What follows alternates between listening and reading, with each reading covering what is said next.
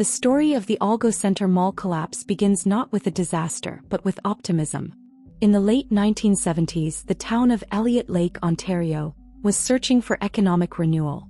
Once a booming uranium mining community, Elliott Lake had suffered severe economic decline as the mines closed, unemployment rose and residents moved away.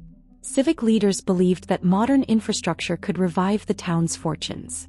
Out of this ambition came the Algo Center Mall, conceived as a symbol of progress and stability.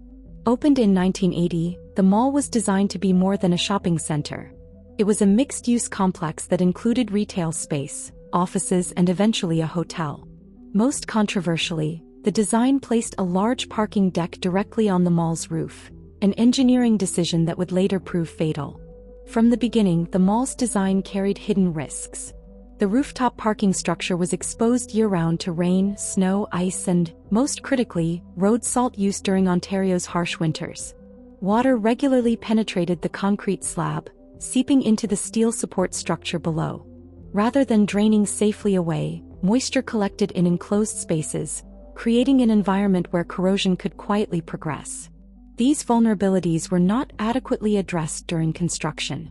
Waterproofing systems were insufficient, drainage was poorly designed, and the steel connections supporting the parking deck were inadequately protected from long-term exposure. The building opened with flaws already embedded in its structure, invisible to shoppers and largely ignored by those responsible for its upkeep. Within a few years of opening, signs of trouble began to emerge. Tenants and shoppers reported persistent leaks, rust stains, falling debris and water dripping from ceilings. Buckets were placed throughout the mall to catch leaks during heavy rain or snowmelt. Store owners complained repeatedly to management, and maintenance crews applied temporary fixes, patching cracks, sealing visible leaks, repainting rusted surfaces, but these efforts addressed symptoms rather than causes. Over time, water continued to infiltrate the structure, reaching the steel joints that supported the parking deck above the mall's interior. Each winter, salt-laden meltwater accelerated corrosion, slowly weakening the very connections holding the building together. Despite these warning signs, the mall remained open for decades. Ownership of the Algo Center changed hands multiple times, and responsibility for maintenance became fragmented. Engineering inspections were conducted periodically, but they were often superficial, relying on visual assessments rather than invasive testing. Some engineers noted corrosion and water damage but failed to grasp, or failed to report, the severity of the structural deterioration.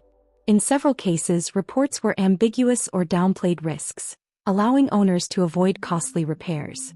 The culture surrounding the mall became one of complacency. Leaks were normalized, rust was accepted as cosmetic, and the assumption persisted that the building, having stood for decades, would continue to stand indefinitely.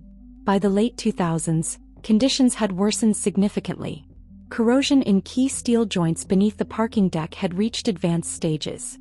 Investigations later revealed that some welded connections had lost as much as 85% of their original strength.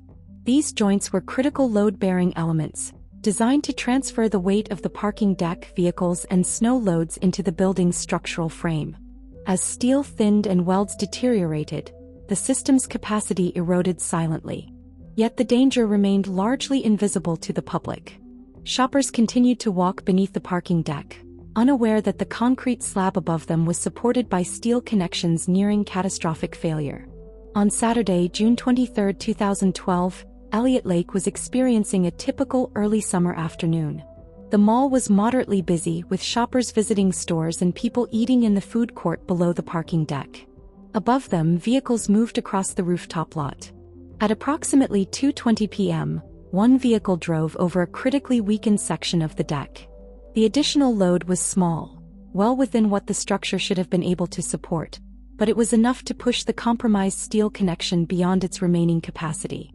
Without warning, a large section of the rooftop parking deck suddenly failed. In an instant, concrete, steel, and vehicles plunged downward. A slab measuring approximately 12 by 24 meters collapsed into the mall, crashing through the upper floor and into the space below. The sound was described by survivors as an explosion or thunderclap.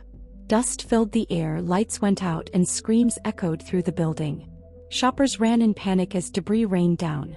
Cars from the rooftop were partially suspended or crushed within the wreckage. The collapse created a massive cavity in the center of the mall, exposing twisted steel beams and shattered concrete. Emergency services were dispatched immediately, but the response was complicated and slow. Local firefighters and police arrived within minutes, evacuating the building and establishing a perimeter. However, concerns about further collapse delayed rescue operations. Structural engineers warned that additional sections of the parking deck could fail at any moment. Heavy machinery could not be brought in safely, and rescuers were forced to proceed cautiously. Two women, 37-year-old Lucy Aylwin and 74-year-old Dolores Perizzolo, were trapped beneath the rubble. Despite desperate efforts, both were later pronounced dead. More than 20 others were injured, some seriously. Public outrage grew quickly as details emerged.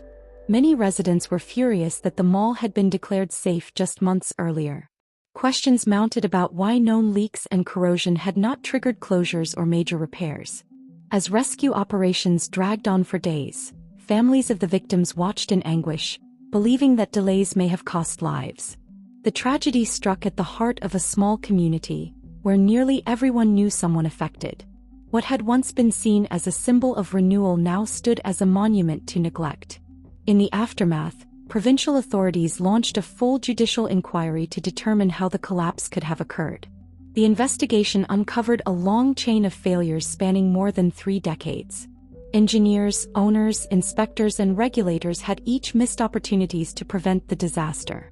The inquiry concluded that the collapse was not the result of a single mistake, but of systemic negligence. Design flaws, poor construction practices, chronic water infiltration, ignored warning signs, inadequate inspections, and regulatory indifference all played a role. The inquiry described a culture of apathy, neglect, and indifference, in which economic considerations repeatedly outweighed public safety. One of the most disturbing findings was that the failure was entirely preventable. Had proper waterproofing been installed, had drainage been corrected, had thorough structural inspections been conducted, or had decisive action been taken when corrosion was first observed, the mall could have been repaired or closed long before lives were lost. Instead, the structure was allowed to deteriorate until collapse became inevitable. Criminal negligence charges were eventually laid against an engineer involved in inspections, underscoring the seriousness of professional accountability in matters of public safety. The Algo Center Mall was ultimately demolished, leaving behind an empty site and a deeply scarred community. Elliott Lake continues to rebuild, but the memory of the collapse remains vivid. Across Canada and beyond, the disaster has become a case study in engineering ethics, infrastructure maintenance, and regulatory oversight. It serves as a stark reminder that buildings do not fail suddenly. They fail gradually, silently, and predictably when warnings are ignored. The Algo Center Mall collapse stands as a lesson written in concrete and steel. A tragedy born not of chance but of choices repeated over decades that placed convenience and cost above human life.